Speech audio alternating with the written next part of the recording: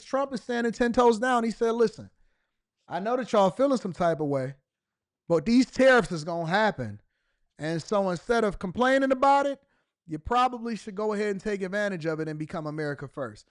This is Trump talking about his tariffs at a recent Gaggle on Air Force One. Should just warn hundreds the third week Friday trains, which are now bringing in tens of billions. We'll get back to that in moments. Let's go out to the tape playback of President Trump. Any questions? How was the golf tournament? Very good, because I won. It's good to win. You heard I won, right? Did you hear I won? Yeah. Just to back it up, you were there, I won. What's your handicap I like these to win. days? Very low. I have a very low handicap. Okay, let's go. Sir, Chinese foreign... Back up a little Sure. bit. The Chinese Foreign Ministry said that the market has spoken when asked about the tariffs. What do you make of that? The market has spoken when they look at the fact that we have $1 billion trade deficit. When you look at the trade deficit that we have with certain countries, way over $1 billion per country. But with China, it's $1 trillion. And we have to solve our trade deficit with China. We have $1 trillion trade deficit with China. Hundreds of billions of dollars a year we lose with China. And unless we solve that problem, I'm not going to make a deal. Now, I'm willing to deal with China, but they have to solve their surplus. We have a tremendous deficit problem with China. They have a surplus of at least $1 trillion a year. I think it's like $1.1 trillion. And I want that solved. And no other president's taken it on. I had to take it on the last time, and then we had a rigged election. No other president's taken it on. And so China is, they say the market's spoken. China is right now taking a big hit because everyone knows we're right. They have to pay tariffs because otherwise we have a surplus, that they have a surplus with us that is not sustainable. Mr. President. A lot of people don't realize it, and I'm going to add that as a part of the show later on in the show, but the worldwide market is taking a hit. We're very concerned about what happens here inside of the United States of America, but we're not mindful of how other countries are suffering. And if you think that they're not suffering as a result of not doing business the right way with the United States of America, which plays in our favor long term, and it's one of the things I'm going to talk about when I do this live stream. The live stream information is inside of the Patreon. Make sure y'all tap into the Patreon. Link is in the description as well as pinned to the top of the chat. China's market, listen, China has had a surplus not just with the United States of America, but across the world. It's the reason why they're able to go and cannibalize different markets, different countries, including, and the one that they cannibalize the most is Africa, South Africa also. Canada has been cannibalizing every market. And what we don't know, because we don't pay attention, we don't go on Bloomberg, we don't go on Market Watch. We spend more time on TMZ, Media Takeout, all of these other stupid sites. But we not on Market Watch. We not on Bloomberg. We not on Yahoo Finance. We're not on Wall Street Journal. We don't read those publications. But if you study the international markets, what you understand is that other countries have been disappointed and disassociating themselves unless the Chinese actually bribes their government to then sell their country short. They're taking a short-term payout and they having long-term consequences across the United States of America, across these other countries, across India, across Malaysia, across Africa, across all of these countries. And so what's happening is the U.S., like it always does, it sets the precedent for how people are going to deal with other countries that have been taking advantage of them for a long time. But they waiting on us to stand up. They're waiting on us to stand up. Even Canada, that's the part that the media, that MSNBC and CNN is not showing you. When y'all say y'all stand with Canada, Canada is standing against China, which China is then hating the United States of America because China is looking at the fallout, the domino effect of what's going to happen with their relationships with other countries when they realize that the United States of America will no longer be taken advantage of. It weakens our adversaries while at the same time long-term bolstering what we're doing here in the United States of America. So if you want to even look at it from the lens of, well, how is Trump standing up to the world? Trump is standing up to some of the biggest currency manipulators, trade deficit having, making sure that they're operating at a surplus while taking advantage of other countries. On a worldwide scale, China is probably the most afraid country in the world. They are the most afraid country in the world. We used to make sure that we were involved in a negative way to perpetuate wars, to get involved in things that we should not have gotten into at the expense of American taxpayers. We're finally pouring back into ourselves and standing up for ourselves and saying, listen, hold on. We buy everything. We take in everything. We need to start figuring out how we can work with each other, take care of each other, and support ourselves instead of being dependent on you guys shipping us these trash products that we don't even need, instead of making sure that we take care of America's workers. And it's a huge opportunity that comes along with it. And we're talking about $1 trillion. You know that, right? We're not going to lose $1 trillion for the privilege of buying pencils from China. On the idea of crashing the markets on purpose, there's been some speculation, partly because of the video that was posted on Truth Social, that there was some sort of deliberate effort on your part to have the market sell off. Can you talk about that? No, that's not so.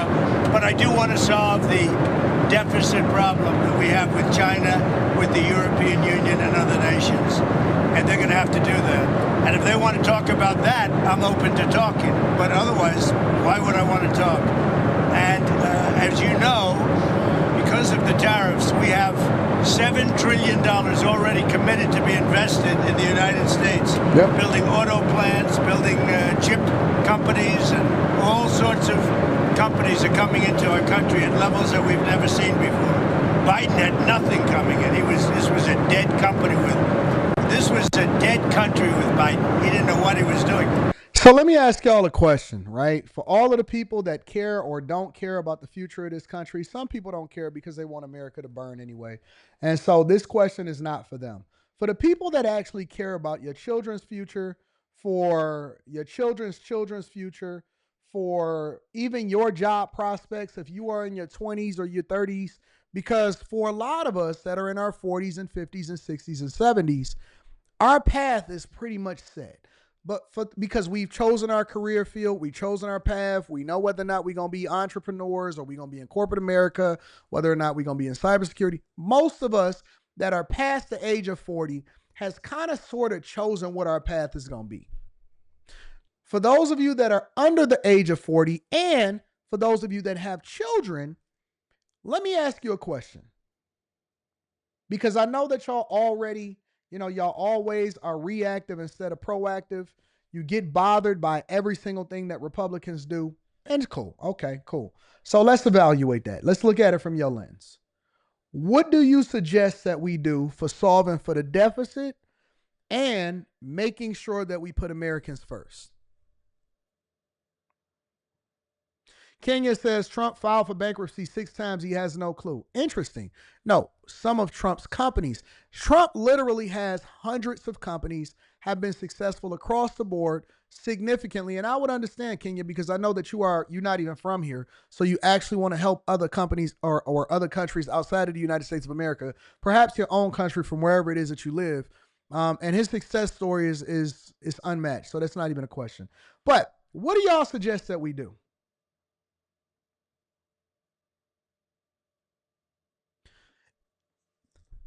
How do you solve for the deficit? Because your cost of living is going to continue to go up. The collapse of the American economy is going to continue to happen. Your children won't have jobs. They won't have any opportunity. Their currency will then be manipulated. The cost of living is going to continue to explode, and they won't have any jobs because we won't make anything inside of the United States of America while we're still bolstering other countries as a world power. What do you guys suggest? What would you do? Would you do more of what Biden was doing? Would you do more of what Obama was doing? Would you do more of what Clinton was doing? How do you guys suggest that we fix the United States of America? Let in more migrants? What would you do? Y'all let me know.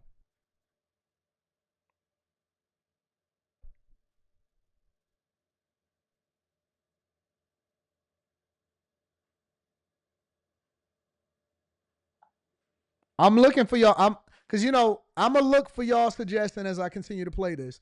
But I want to know what y'all would do. And that's now been proven, at least. Trump, this weekend, you talked to a lot of leaders this weekend. Can you tell us, sir, were there any deals made? I spoke to a lot of leaders, European, Asian, from all over the world. They're dying to make a deal. But I said, we're not going to have deficits with your country. We're not going to do that, because to me a deficit is a loss. We're going to have surpluses, or we're at worst going to be breaking even. But China would be the worst in the group, because the deficit is so big and it's not sustainable. And you know, I was elected on this. This was one of the biggest reasons I got elected. The Possible said, what was the question? The question is, for all of the liberals that don't like tariffs, that don't like everything that Trump is doing, how would you fix the deficit? How would you bring jobs inside of the United States of America? How would you make the cost of living go down? How would you make America better? How would you actually solve for the problems that we have that is going to affect your children? That is the question in a nutshell. And I'm looking inside of the chat. Somebody says start a barbershop. I'm looking in the chat for y'all answers, because this is an inclusive live stream, okay? This is not operating in an echo chamber, regardless of whether you like me or hate me. I want to know what y'all suggestions are. It was exactly because of this. And we're going to put tariffs, we've already put them on. It's not a question if we will. We're going to put them on. And those tariffs next year will make us $1 trillion. Don't tell me what not to do. Tell me what would you do. Listen. That's how I know people have no solutions. They just dogs hollering at the moon.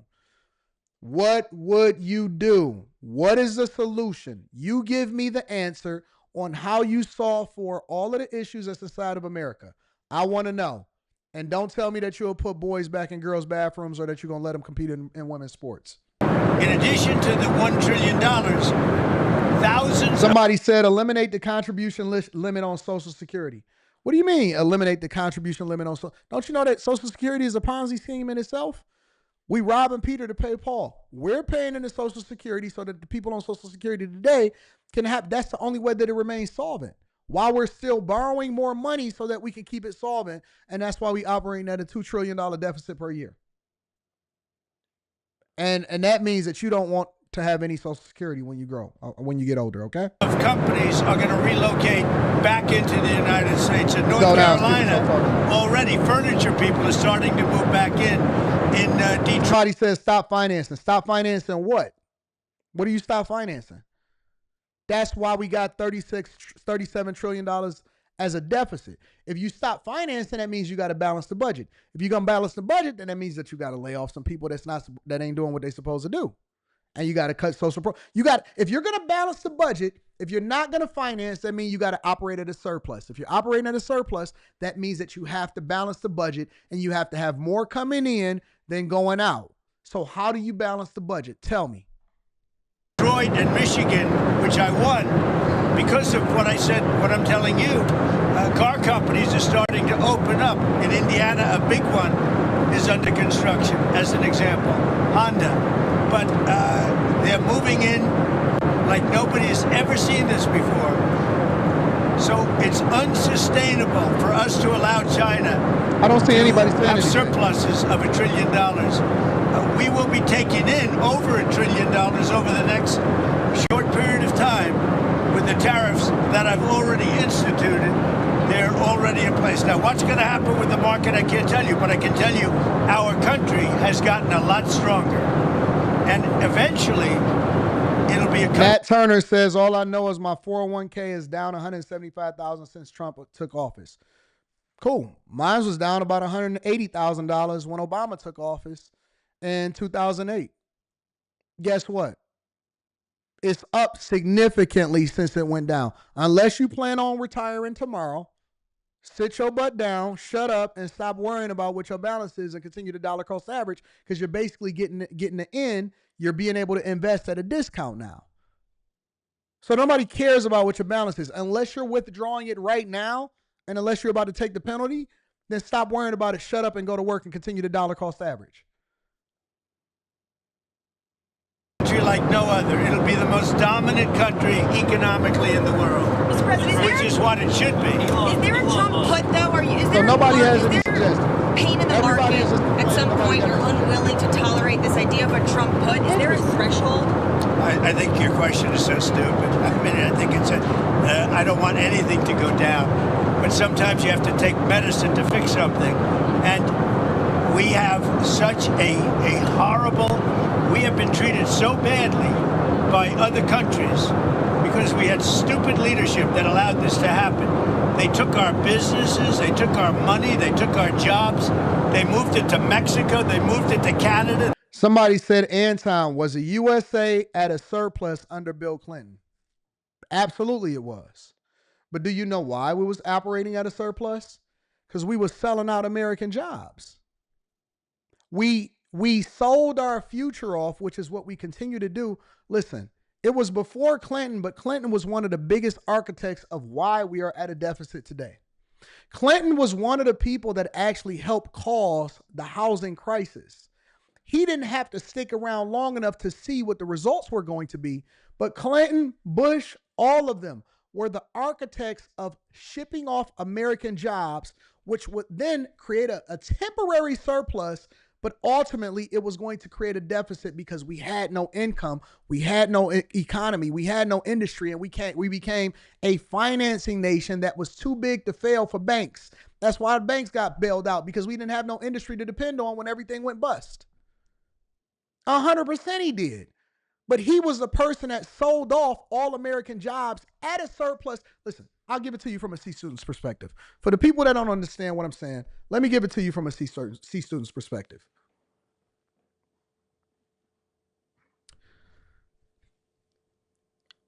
If you came to me, and I've seen people do it, I've seen people do it inside of the auto industry, right? The companies come to retirees or people that are of retirement age and they say, listen, we'll offer you a buyout to retire early.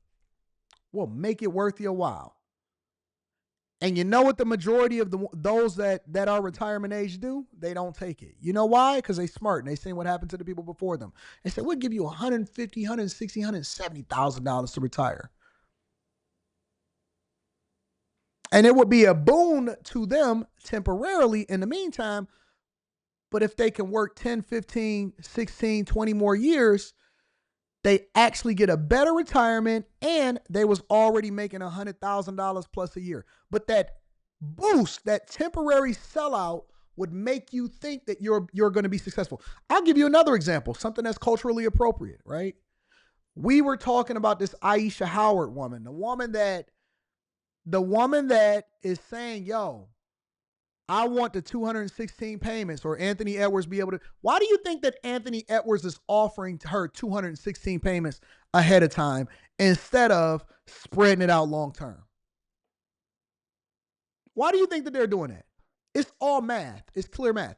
When you see people and they say, hey, would you take the lump sum payment if you won the lottery, or would you stretch it out and make it a longer term? Why do you think that they're advocating for you to take for you to take the short term?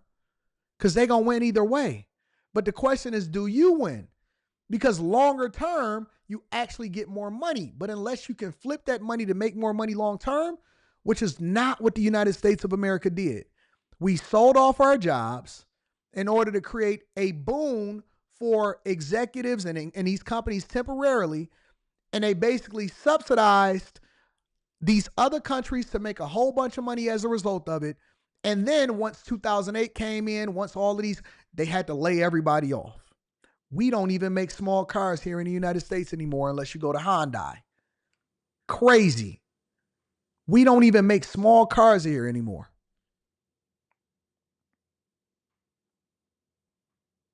Of course, he had a surplus. You know who else had a surplus around that time? Chicago. In 2008, this is so funny. In 2008, you know what Chicago did? So that they can fix their economy, so that they can balance the budget, they sold their streets.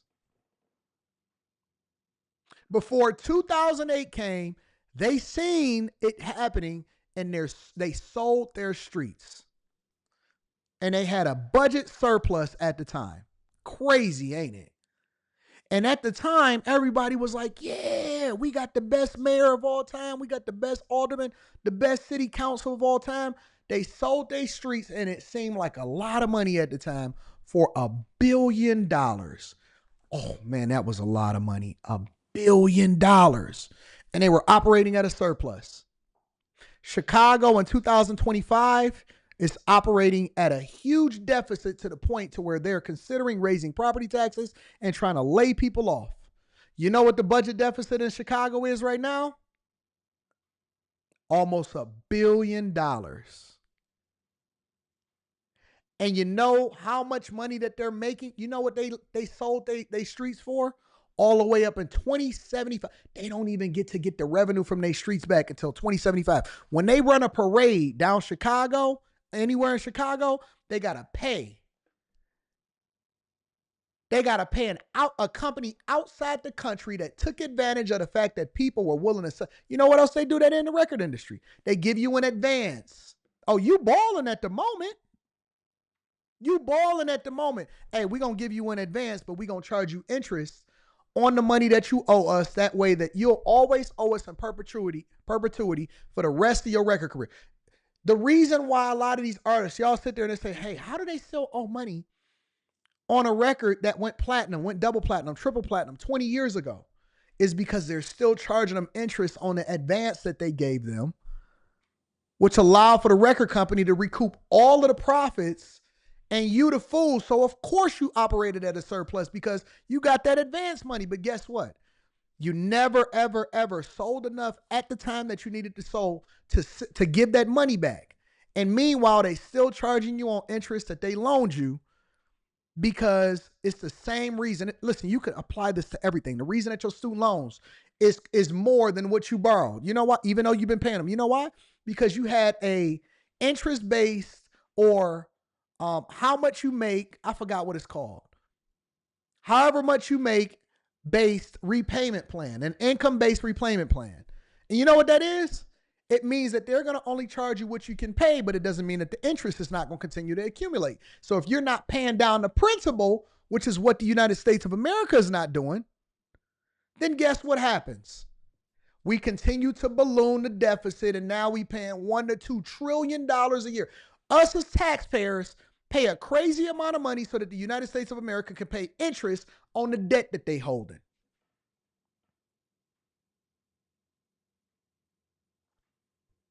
You want to know why you still own your student loans after 20 years? It's because you had an income-based repayment plan instead of paying the payments that could get you knocked out within 10 years, or you could have knocked it out earlier.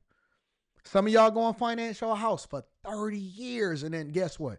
You refinance. You know why the bank is so eager to do a refi on you? Because they get the fees up front, right? They get the cost. You get the little lump sum payment. And guess what? They continue to make interest on that for the rest of your life, for your granny's life, until y'all lose it in foreclosure. They're going to take that house, resell it, and remarket it, and then make interest on that too. It's the same thing that we doing here in the United States of America. And y'all, oh man, they balanced the budget. No, they sold off your jobs. And not only are you not going to have jobs, but we the ones that's going to have to pay for all of the stuff that Clinton and Bush and all of the people that happened before him did.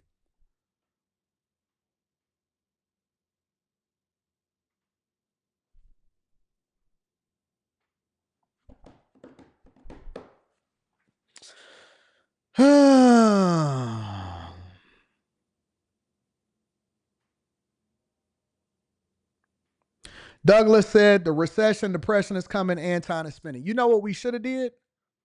You know what we should have did in 2008? Let the banks probably fail. That's a whole nother conversation.